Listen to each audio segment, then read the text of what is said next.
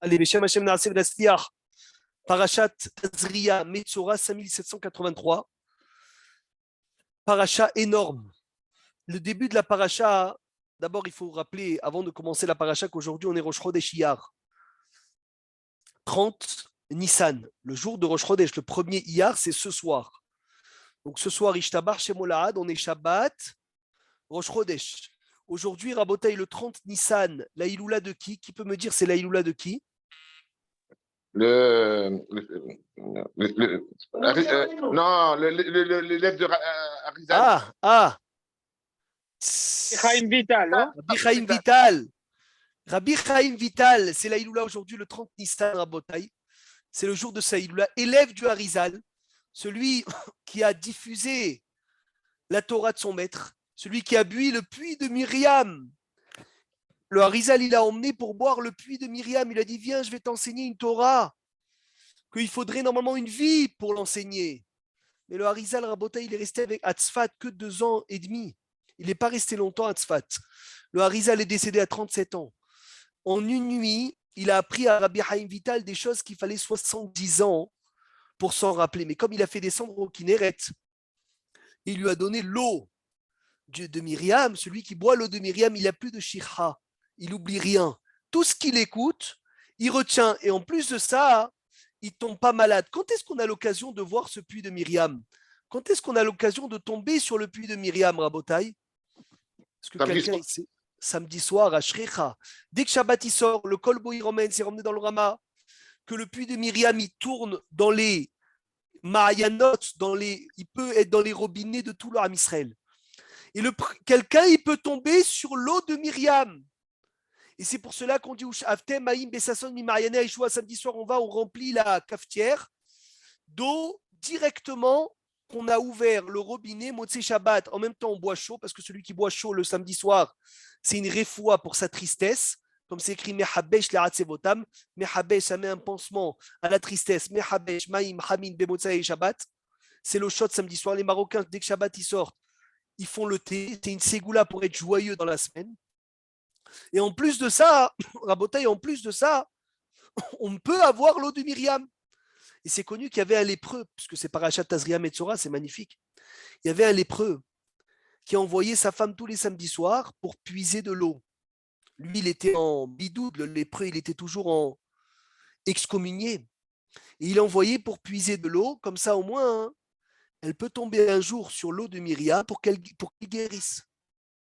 Et un jour, elle a envoyé, il a envoyé sa femme, la femme, elle puise l'eau et elle tarde.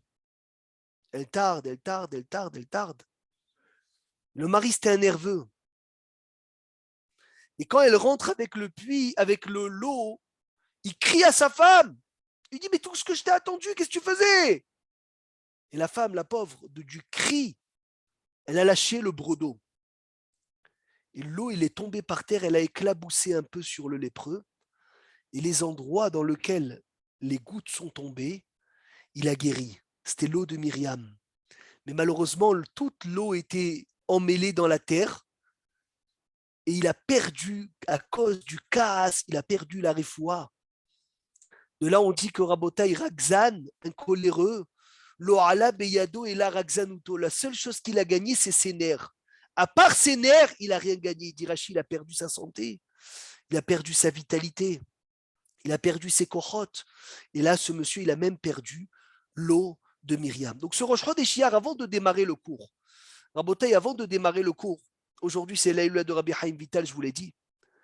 Demain, il dit, il faut faire aujourd'hui un repas de viande. C'est très bon de faire un repas de viande, de pain, de vin, mais là, il est un peu tard, parce qu'on est déjà proche de l'entrée de Shabbat. Mais demain midi, qu'on a le repas de Shabbat et le repas de Rosh Chodesh, il y a des poskim qui disent qu'il faut marquer dans Shabbat le repas de Rosh Chodesh. Et le Ben Ishai, comme ça, il ramène que dans la table de demain midi, on doit voir une différence et on dit ça, c'est Rosh Chodesh. Rajouter un plat, rajouter un aliment, je ne sais pas si rajouter une boisson, ça peut marcher, je me demande, je vous dis la vérité, je ne sais pas, mais en tout cas, faire une différence. Des bokelim peut-être? Non, des bokelim, c'est sûr que non. Parce qu'il y a un Inyan Maurice de Seouda de Rosh Chodesh. Donc ça veut dire, on va dire, celui qui ne prend pas les gâteaux tous les Shabbats, demain il va prendre des beaux gâteaux, Il va dire voilà, ça c'est pour les enfants, c'est pour Rosh Chodesh Iyar. Je voulais pas prendre les gâteaux, c'est vraiment pour Rosh Chodesh. Un meilleur vin, peut-être? Un meilleur vin. Mais je ne sais pas si une boisson, parce qu'il y en a qui disent mamash des ma'achalim. Ma'achalim, c'est des aliments. C'est extraordinaire, Rabotai, c'est Hidouch Hatsoum. Que dans la Séouda de demain midi, ne doit pas être comme Shabbat dernier midi. C'est pas la même chose. Demain midi, c'est Rosh Chodesh. Et donc, dans le repas de Shabbat, il faut différencier. Imaginez-vous quand c'était Rosh Chodesh, Shabbat et Hanouka. Quel repas de midi tu dois faire? Mais là, c'est Shabbat Rosh Chodesh. Ça suffit de nous faire un équerre magnifique. Quel est le repas de Shabbat le plus important? Vendredi soir ou Shabbat midi? Alors, où ils sont tout le monde? Shabbat midi. Hazak, donc ça veut dire, Monsieur Belaïch, tu as une bonne glace ce soir. Tu sais que si tu la sors, la glace ce soir, il ne va plus rien rester. Balirae ou Balimassé. Ils vont la terminer entièrement. Alors, tu as le choix ou de la sortir le soir ou de la sortir le midi. C'est écrit qu'on sort les plus beaux repas, le plus bon mets de Shabbat pour le midi. Fait. Donc, ça veut dire qu'il faut être Mechabed plus le repas de midi que le repas de vendredi soir. Pourquoi, s'il te plaît? Pourquoi on expliquerait un jour? Tu sais comment il s'appelle le repas de le kidouche de midi? On l'appelle Kidusha Rabbah. Non, parce qu'on est vraiment dans le Shabbat. C'est le Shabbat. Alors qu'il est petit. Le kidouche normalement, ça devrait être logique que ça soit vendredi soir. Parce que le kidouche Torah, c'est vendredi soir. Mais à Filou Achira Bota, la Seouda Hashuba, c'est demain midi. Seouda de Rosh Chodesh, elle est beaucoup plus importante le midi que le soir. Le soir, il y en a qui disent que c'est même pas Seouda de Rosh Chodesh. Donc demain midi, on a Seouda de Shabbat, Seouda de Rosh Chodesh. N'oubliez pas le Birkat Mazon magnifique de ce soir. Il y a Alev Yavo. Eretze ve'ahalitzenu, c'est un strout qu'on peut faire et en même temps de parler de ce Rosh Chodesh Iyar qui est une ségoula pour guérir toutes les maladies, comme on le sait tous, Iyar, Ani, Hachem, Rofecha, je suis Hachem qui guérit. Et puisqu'on est dans Iyar, si on a oublié Yava, on ne reprend pas. Bravo. Si on a oublié Alev Yavo, on reprend pas. Mais si on a oublié Eretze, on reprend. Sauf Seouda Shlichit, que même Eretze, on ne reprend pas. Bravo, c'est des choses très importantes à rappeler.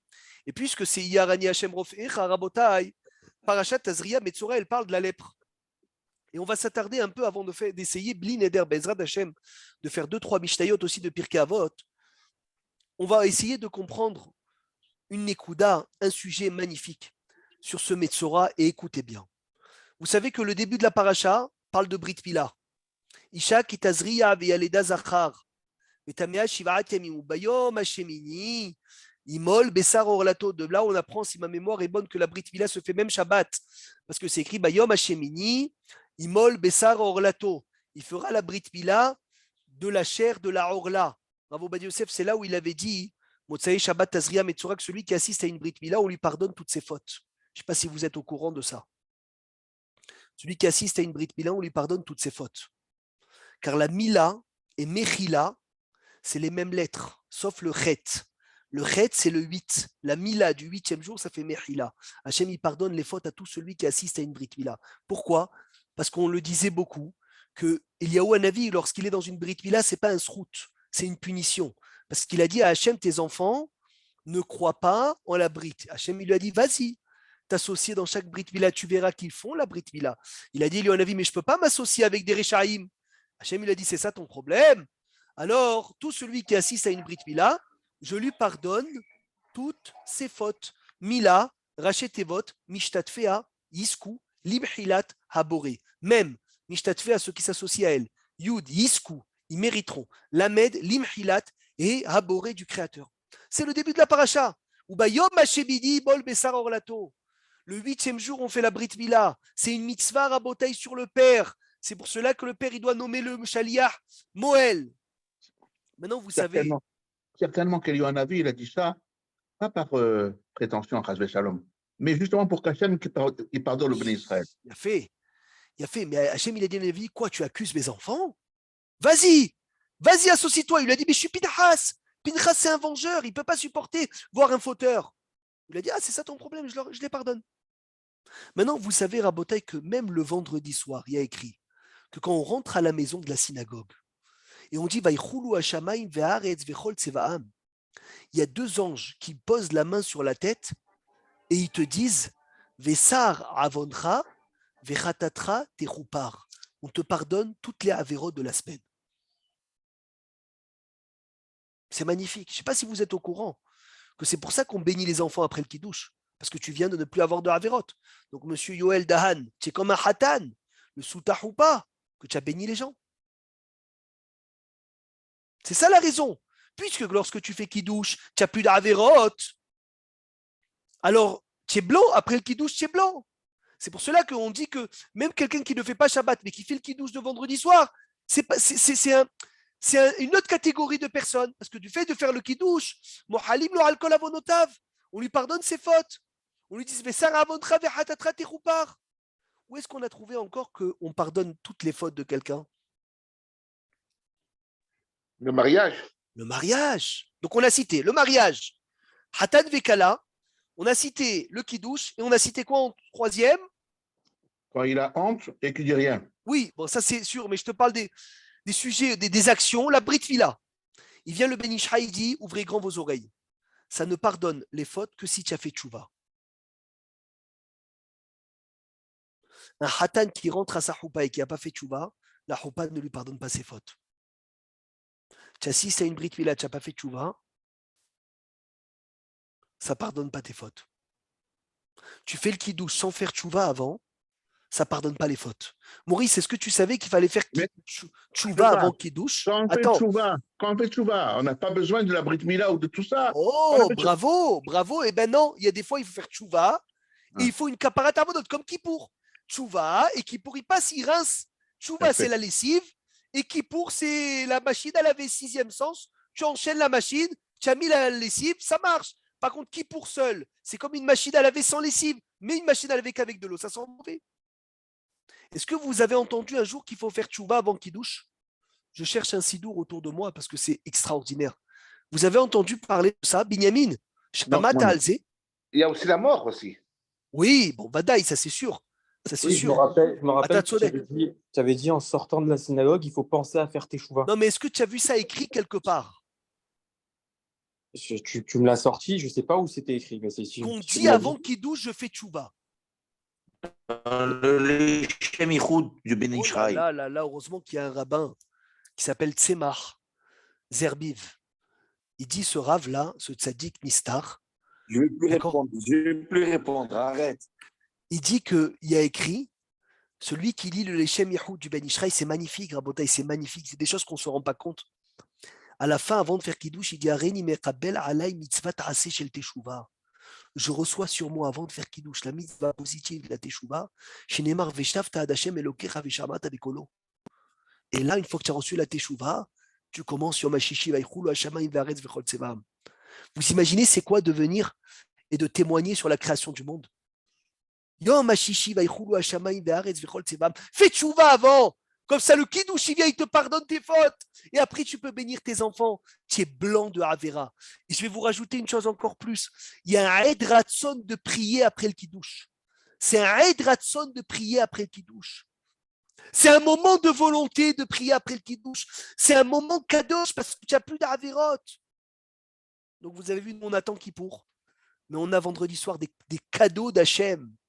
Et ce vendredi soir, c'est vendredi soir avec Rosh Chodesh. Vendredi soir plus Rosh Chodesh Iyar. Ani Hashem Rofecha. Ishtabach Shemo Laad Rabotai, le srout qu'on a de s'approcher comme ça, d'être à quelques heures de Shabbat. Oui, Binyamin. Mechila, j'ai entendu un cours de Rav Mamouche cette semaine. Il disait que les fautes, elles sont pardonnées, mais uniquement sur le moment présent. Je ne sais pas sur qui il s'appuyait. Par exemple, à une Brit Mila, il avait dit que les fautes pardonnées, elles s'étaient pardonnées au moment où Eliyahu était là, et quand il repartait, alors il revenait. Sauf s'il a fait vraiment tchouva. Voilà, Hazak, c'est ce que je te dis. Ça, c'est les fautes qui reviennent Kaniré s'il refait tout de suite après. Mais moi, quand je vais à une Brit Mila, exemple, je regrette fort mes Averot avant la Brit. Je te dis la vérité. je regrette mes avérotes, je fais comme un petit vidouille dans mon cœur, et après je rentre à la Brit Mila et je prie quand le bébé il crie. Parce que quand le bébé il crie, c'est un Ratson. Il y a écrit que tes tfilotes, ils vont avec les cris du bébé jusqu'au Kisei Kavod. Le Chida, il a même écrit une tfila à lire dans les. Il a écrit une tfila à lire dans les cris du bébé. Pour te dire, c'est quoi le Hidouche, c'est incroyable. Alors on revient à notre lépreux, puisque c'est Ani Hashem Rofecha, il faut parler de ce Metzora. Ce Metzora, c'est un des plus grands Tmeim. On doit le renvoyer Chutz les Shalosh Mahanot. Ça veut dire qu'il n'a pas le droit de rentrer dans le Mahane Shechina, bien sûr, ni dans le Mahane des Lévim, et ni dans Hazak, et ni dans, même pas Mahane Israël. Ça veut dire on le sort le plus loin possible. Et ce Metzora, il a eu la lèpre, on le sait tous. C'est qui vérifiait sa lèpre? Le Cohen. Le Cohen. Et il y a écrit que c'est un Cohen Amtaher. Un Cohen qui le purifie. Alors j'entendais hier un Hacham qui étudiait un Ben Ishraï. Le Ben Ishraï dit, c'est quoi ce Cohen Amtaher? Pourquoi on dit Veïza Cohen Amtaher? Tu t'es posé la question, les Baal Koré qui sont là, vous êtes posé la question. Lama, le Cohen qui purifie. Quoi, il n'y a pas tous les Cohen qui peuvent purifier? J'ai compris, si le Cohen c'est lui qui s'occupe de lui, c'est un Cohen qui purifie. Alors il ramène le Ben Ishraï, un petit machal, un parabole magnifique.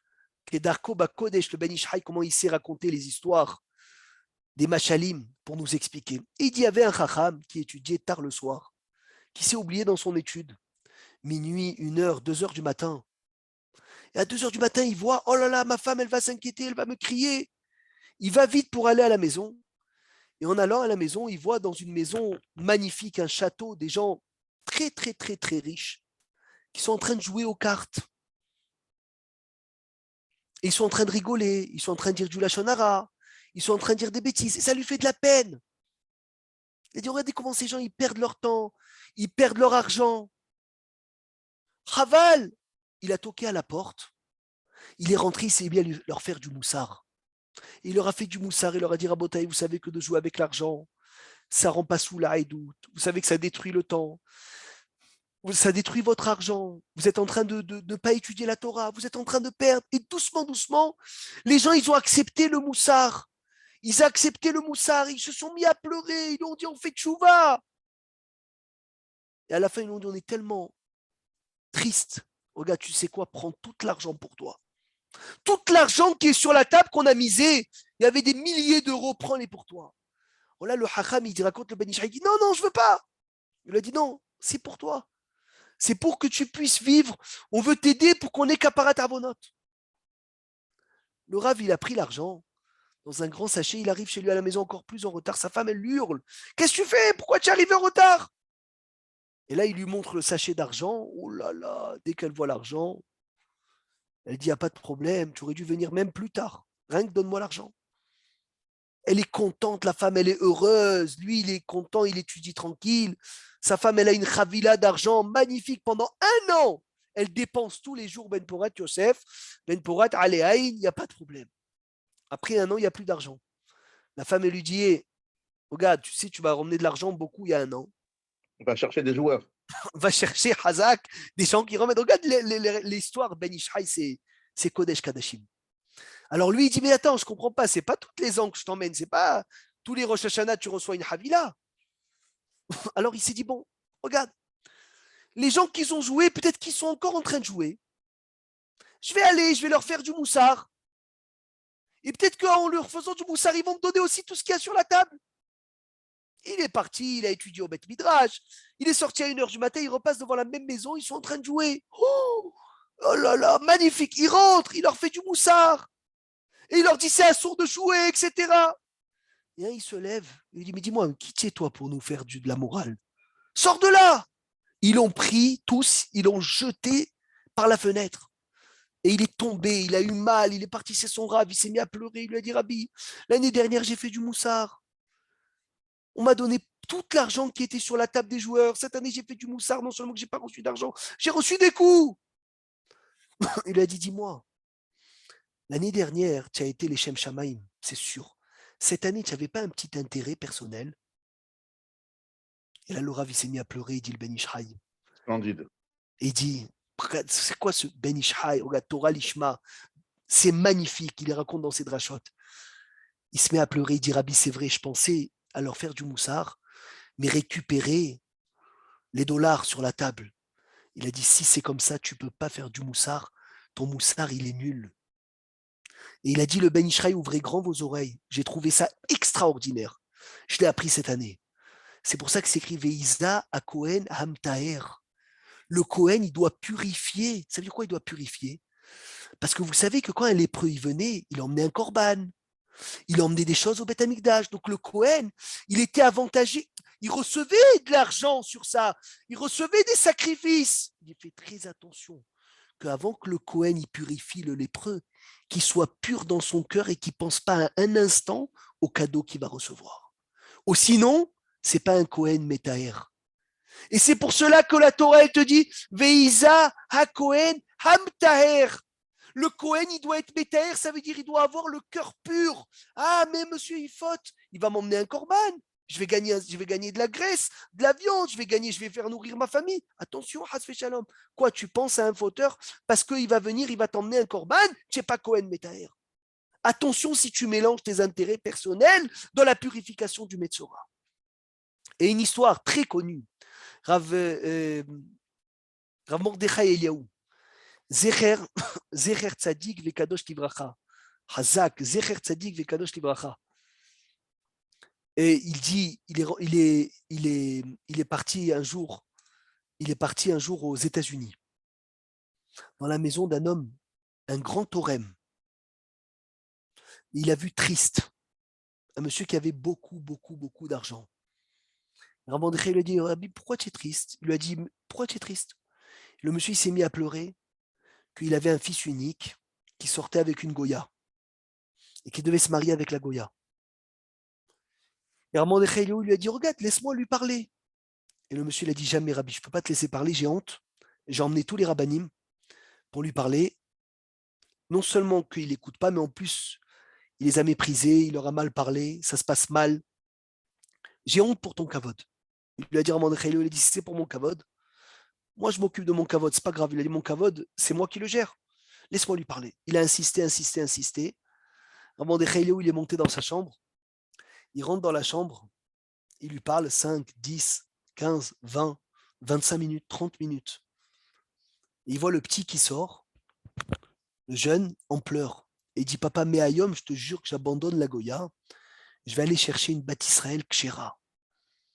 Et l'Américain, il est tellement heureux qu'il a emmené Rav Mordechai Eliaou dans son bureau et il lui a fait un chèque d'1 million de dollars. Écoutez bien, c'est le Shamash qui raconte cette histoire. Rav Mordechai Eliaou, il prend le chèque et il lui rend. Et le Shamash, il dit quoi? Il dit, Rabbi, qu'est-ce que tu fais? Il a dit, je lui rends. Le riche lui dit, Rabbi, c'est pour toi, je veux te faire un cadeau. Toi, tu as sauvé le mariage de mon fils. Moi, je veux t'offrir le mariage de tous tes enfants. Il lui a dit, Hasve Shalom, je ne veux pas ton chèque. À la fin, il a insisté, il a dit, alors Rabbi, si ce n'est pas pour toi, prends pour ta yeshiva. Il lui a dit, je ne veux pas. Et le Shamash, Rav Shmuel Zafran, il dit, Rabbi, on a besoin de l'argent. Tu le sais que la yeshiva, elle a toujours besoin d'argent. Elle a toujours besoin, il faut ramasser pour les mosdot. S'il y a quelqu'un qui te propose 1 million, pourquoi on va tourner dans le monde? Il a dit, je ne veux pas, laisse-moi tranquille. Il est parti à Mordechai Eliaou sans recevoir un shekel, alors qu'il avait l'occasion de toucher 3 et quelques, 4, je ne sais pas combien il était le dollar à l'époque, 1 million d'euros, 4 millions de shekels de l'époque. Cette histoire, ça fait 35, 40 ans, je crois, cette histoire. Et dans la route, le Shamash, il demande à Rav Mordechai Eliaou, il dit, Rabbi, pourquoi? Il a dit, je vais te dire pourquoi.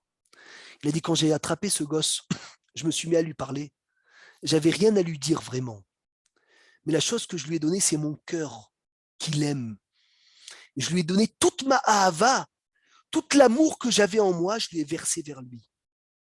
Il a dit, tu sais jusqu'à quand ça peut marcher ça? Jusqu'au moment où j'ai un intérêt. Dès que j'ai un intérêt personnel, ça tombe. Dès que je vais recevoir le chèque, tout va tomber. Je ne vais plus être un Kohen à Metaher. Je ne vais plus être un Kohen propre d'intérêt personnel.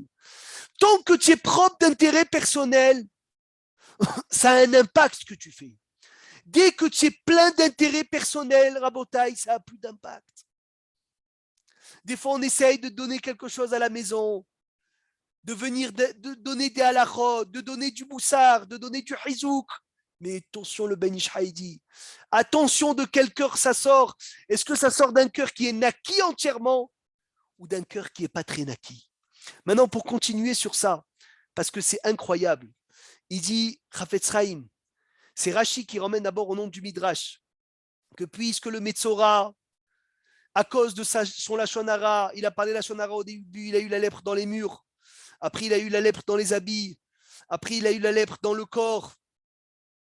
Chacun qui s'approchait de lui, Rabotaï, il devait crier « Tabé, Tabé, je suis Tabé, je suis Tabé ». Il devait s'asseoir par terre, il devait déchirer ses habits, il n'avait pas le droit de se couper les cheveux, il n'avait pas le droit de laver ses habits, il devait se couvrir la tête entièrement, plein de halachot de Metzora. On se rend pas compte. C'est pas qu'on doit refuser, Benjamin, c'est que quand tu as fait une mitzvah qui a un impact énorme, c'est trop dommage de la transformer comme ça en un intérêt. Tu vois, c'est pas un travail ce qu'il a fait à Mordechai Eliaou. Il n'est pas parti travailler. Il avait son travail, il était Ravarashi, il recevait sa paye. Ça ne change pas, il doit vivre. Mais là, c'est quelque chose qui sortait du commun. Donc il a dit, je ne peux pas le transformer maintenant. Je ne peux pas lui donner un prix. C'est ça le chidouche. Ce Metzora, tout cette Khumra, c'est parce que dans son Lachon Hara, il a séparé des gens. Et comme par son Lachon Hara, il a séparé des gens, Hachem, il a séparé de tout le Ham Israël. Maintenant, je vous pose une question. Est-ce que vous savez avec qui Hachem il juge et il punit dans le ciel celui qui parle du Lachon Hara?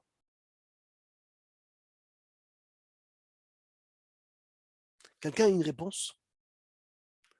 Les Messapré Lachon Hara sont jugés avec qui? C'est celui qui l'entend, non? Ça, on va dire, c'est normal, parce que celui qui l'entend, il est dans le Messapré Lachon Hara. Moi, je te dis, un animal que dans le ciel, Hachem y punit avec les Messapré Lachon Hara. C'est incroyable. C'est le Nahash. Nachash par rapport au Il y a écrit pote explicitement original. qu'Hachem y donne la punition des Messapré Lachon Hara. Il les juge avec le serpent. Parce que le serpent, c'est le premier Messapré Lachon Hara. Et celui qui raconte le Lachon Hara, il ressemble au serpent. Et c'est pour cela que Rabotaï, vous savez, le serpent, c'est l'animal qui tue sans aucun intérêt. Il tue sans aucun intérêt.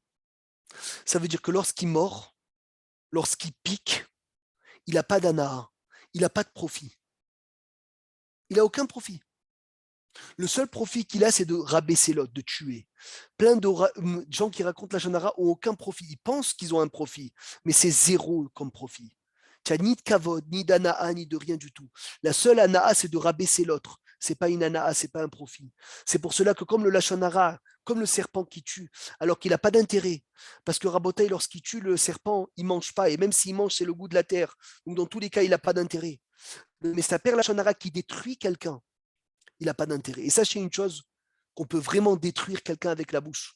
On peut vraiment faire vivre quelqu'un avec la bouche. C'est pas shoot, c'est pas une dracha, c'est pas une histoire. On peut raconter des milliers d'histoires sur ça. C'est une halakha les maasé.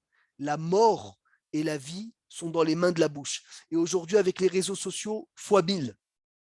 Fois 1000, il faut le dire. Il faut en parler. Parce qu'aujourd'hui, Raboté, vous savez que Chafetz Chaim dit que le Lachon Hara comment on dit il est mitrabé. Ça veut dire pas se propage. Il y a un mot pour dire. Se multiplie. Je crois se multiplie selon le nombre des gens qui entendent ce Lachon Hara. Donc à l'époque, Chafetz Chaim, il disait, oulala, tu dis Lachon Hara devant 10, 15, 20 personnes. À table de Shabbat, c'est très grave. Aujourd'hui, vous savez qu'avec un WhatsApp, un Facebook, un Instagram, un TikTok, tu peux envoyer un Lachon Hara, que Dieu nous en préserve, et tu peux avoir 1000, 2000, 3000, 50 000, 100 000, 1 million de vues, 2 millions. Et vous imaginez, c'est quoi la Havera? Va les récupérer maintenant pour dire Mehila, parce qu'il faut que les gens qui entendent y soient présents. Donc le Lachon Hara aujourd'hui, avec les réseaux sociaux, il a une khumra beaucoup plus grave. Et c'est pour cela qu'on doit en parler tout le temps. Et si Chafetz Chaim, il a fait un livre sur ça, c'est qu'on doit l'étudier et on doit se préserver de parler. Et on doit faire attention et encore plus quand tu dis des fois des choses. Je vous donne un exemple simple que ça peut arriver à tout le monde. Moi, le premier, je parle pour moi. Je vais manger dans un restaurant, c'est une catastrophe. C'était pas bon. Quelqu'un, il vient, il me dit comment il était ce restaurant et je lui dis Hachem Ilahem. Jamais de la vie, il ne faut pas mettre les pieds dedans. C'est la shonara. Ah, mais c'est vrai. Ça change quoi, c'est vrai? La shonara, c'est sur de la vérité. Motsi Shemra, c'est sur du sheker. La shonara, c'est sur de la vérité.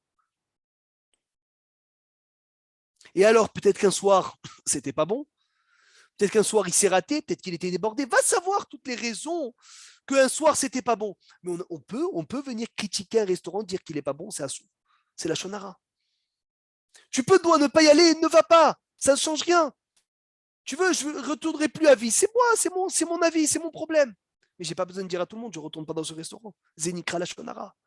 Alors nous, on dit non, mais la shonara, c'est vrai. La shonara, c'est aussi dans la vérité.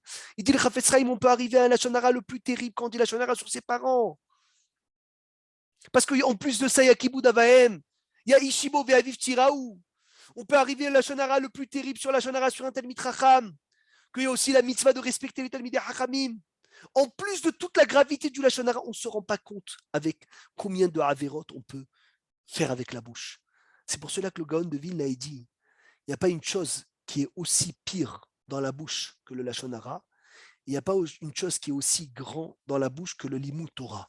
Le Limud Torah, il est à l'extrême mitzvah de la bouche, et le Lachon Hara, il est à l'extrême Avera de la bouche.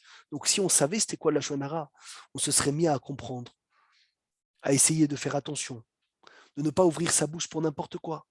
Et c'est connu qu'on a 2 yeux, 2 oreilles, 2 narines, mais une bouche, pour parler le minimum. Et même cette bouche-là, la langue, elle est couchée. Et elle a 2 gardiens, un dur, un d'os, des dents, et un souple, des lèvres, pour tout faire. Pourquoi? Pour fermer sa bouche. Et si on veut continuer, pour finir ce cours à Botaï, pour finir ce cours, Bezrat Hashem Idbarach, je vais vous lire la dernière Mishnah, ou je crois l'avant-dernière Mishnah de Perek Aleph qu'on a lue. Qu'est-ce qu'elle est belle cette Mishnah. Qu'est-ce qu'elle est belle. On peut la lire toute la vie, toute sa vie, tous les jours, et on peut s'émerveiller. Shimron Beno Omer. Rabotai Shimron, le fils. C'est où cette Mishnah? Shimron Beno Omer. Kol Yamai Gudalti Ben Hachamim. Toute ma vie, j'ai grandi entre eux. Les Hachamim, attends, je veux la lire dans les mots, Mechila. Oh là là là là, qu'est-ce qu'elle est belle. Quelle Mishnah, quelle Mishnah. Shimon Beno Omer. Shimon, le fils de qui? De Rabban Gamliel. Kol Yamai, je suis dans Pirkei Avot maintenant. Perek Aleph Mishnah Yudzaïn, mais qu'est-ce que c'est beau. Kol Yamai Gadalti Ben Hachamim. Toute ma vie, j'ai grandi parmi les sages. Velo Batsati la Gouf Tov et la Shtika. J'ai jamais trouvé quelque chose de mieux pour le corps que quoi? Que de se taire. Celui qui a côtoyé des Gdolim, des grands, des Talmidei Hachamim, tu les vois, ils font que se taire. Mais quand ils parlent, c'est une parole. Celui qui a côtoyé des gens qui aiment bien dire des bêtises, ils adorent parler, que tellement qu'ils parlent, je ne sais même plus ce qu'il dit, c'est vrai, c'est pas vrai, c'est une halakha, pas une halakha, c'est une blague, tu ne comprends plus rien. Kol Yamai Gadalti Ben Hachamim, il dit, j'ai toujours grandi parmi les sages. Et j'ai jamais trouvé quelque chose pour le corps mieux que se taire. Maintenant, on va lier ça avec notre paracha parce que c'est trop beau. On parle des halachot, de faire sortir des choses de la bouche. Parachat Shemini, elle a parlé de quoi la parachat Shemini? Qu'est-ce qu'on a le droit de faire rentrer dans la bouche? C'est la cacheroute. Dans parachat Shemini, on a parlé de la cacheroute.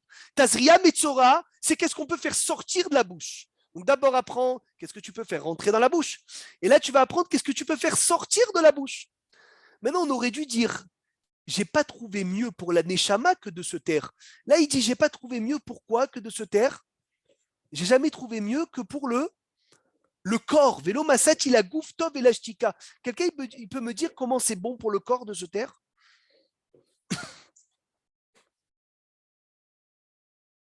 Comment c'est bon pour le corps? Peut-être le fait de ne pas s'énerver aussi, ça. Ah, il y a Le fait de fait. s'énerver, c'est fait du nezek dans le corps. C'est vrai, mais ça, toi, tu parles de se taire dans un moment de colère. Là, il parle Ouais. de se taire en général. D'accord. Parce que le corps et la neshama, ils sont liés. Oui, mais comment est-ce que. Alors, tu Ah. devrais dire Velo Matsat, il a Neshama Tov et la Shtika. Moi, je veux bien me taire pour ma Neshama, mais pour mon corps, je ne comprends pas la logique. Tu me dis, fais du sport pour mon corps, mange baril, 5 fruits et légumes par jour, je veux bien. Mais me taire. Comme si qu'un médecin, il va te écrire sur l'ordonnance, voilà, le médicament que tu dois prendre, il s'appelle Shtika. Stock, tais-toi. C'est un médicament. Moins on parle, plus ça rallonge la vie, donc c'est bon pour la Ah, santé, pour le pourquoi corps. ça? D'où tu le sors, ça, Jackie? Parce que il paraît qu'on dit que les Khamim disent qu'il y a un nombre déterminé de mots chaque Bravo, être humain et que c'est la réponse. C'est ça la réponse.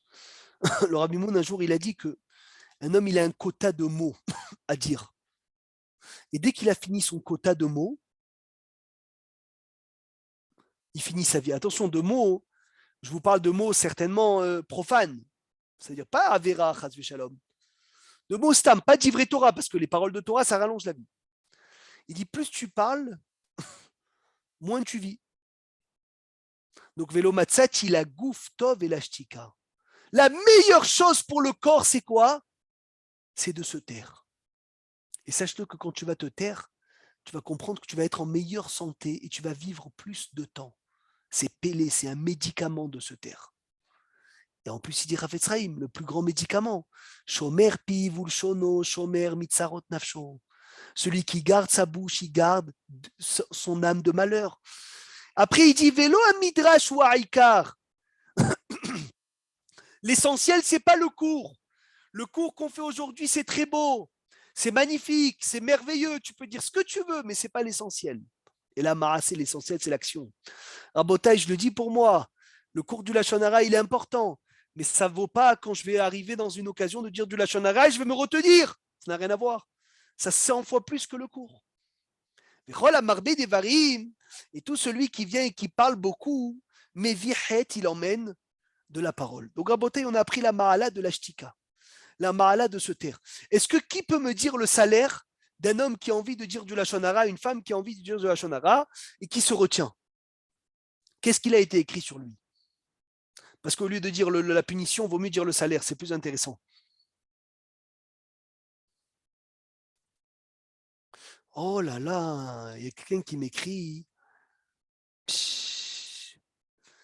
Alors, le Gaon de Vilna, il ramène qu'un homme qui a envie de parler, il a très envie de dire quelque chose. C'est des fois Shabbat, on parle de quelqu'un, j'ai très envie de dire une phrase sur lui. Et je me retiens. Il dit Zoché les or, il mérite une lumière. Chez En Kol Malach ou Beria, Yechola les Sha'er. Que aucun ange et aucune créature peut calculer cette lumière d'un homme, d'une femme qui se retient de dire du Lashon Hara. Vous imaginez pas. D'un homme, d'une femme qui se retient de dire du Lashon Hara. Zoché les or, tu mérites une lumière. Chez En Kol Malach ou Beria, Yechola les Sha'er. Aucune créature peut s'imaginer, peut calculer combien c'est grand de ne pas parler du Lashon Hara. Maintenant, il y a une Nekuda qui est très importante et comme ça, on va terminer. Faire attention de ne pas s'asseoir dans une table dans laquelle on dit du Lashon Hara. Pourquoi? Parce que Chafetz Chaim, il ramène que Rabbi Yehuda Nassi, si ma mémoire est bonne, c'est Rabbi Yehuda Nassi, il a dit à ses enfants, ne t'assois jamais dans une table de gens qui parlent du Lashon Hara. Parce que toute la table est scellée comme des raconteurs de Lashon Hara. Et donc, c'est ça le problème. C'est que des fois, toi, tu fais pas partie, tu crois que tu fais pas partie, tu dis rien. Mais qui dit rien, ça veut dire qu'il est d'accord avec tout ça. Alors, si tu peux te lever et partir, tu pars. Tu dis même, je me sens mal, je dois partir. Il n'y a pas de problème. Si tu ne peux pas te lever, tu dois dire, je ne suis pas Mekabel, je ne veux pas recevoir. Je dis que c'est faux, dans ma tête, ça n'existe pas. Parce que si tu es Mekabel, le Lashon Hara, tu le reçois, le Lashon Hara, ça y est, tu as fait la Havera. Ça y est. En étant Mekabel, le Lashon Hara, d'abord, tu as ouvert ta bouche. Tu dis, ah non, mais j'ai ouvert que mes oreilles. Non, mais ouvrir tes oreilles, c'est ouvrir ta bouche. C'est comme si tu leur disais, je suis d'accord avec vous. Shtika, Keoda. Se taire, c'est comme si tu étais d'accord avec eux. Donc il faut se lever, il faut courir, et aussi sinon être gomer belibo, être persuadé, rabotaï, dans son cœur que quoi? être persuadé dans son cœur que je ne veux pas recevoir ces paroles-là. Alors il faut prier Hachem d'être sauvé des avérotes de la bouche. Et je vais finir avec ce qu'il dit le Chafetz Chaim. Il dit le Chafetz Chaim, je l'ai entendu de Rav Rosenblum, qu'il a dit, je suis étonné sur les gens qui vont chercher des ségoulottes pour la parnassa. Ils vont chercher des ségoulottes pour plein de choses. Il a dit alors qu'il y a une ségoula qui est écrite dans le Tanakh. Mi yahi she Chafetz Chaim, ohev yamim lirot tov, netzor leshoncha mera. Il a dit, je ne comprends pas pourquoi tu vas chercher des ségoulottes. Regardez exemple la ségoula Baruch Hashem de la Hala. C'est magnifique. Tout le monde a fait la Hala en forme de clé. Ségoula pour la parnassa. Attention, je ne dis pas que ce n'est pas une ségoula. Hein. C'est énorme. Mais il a dit, je ne comprends pas le Chafetz Chaim. Il dit, je ne comprends pas pourquoi aller chercher une ségoula si loin que ça. Alors que tu as un passouk explicite. Si tu fermes ta bouche, tu ne dis pas du Lashon Hara. Ohev yamim lirotov, netzor leshoncha mera. Qui est l'homme qui veut la vie?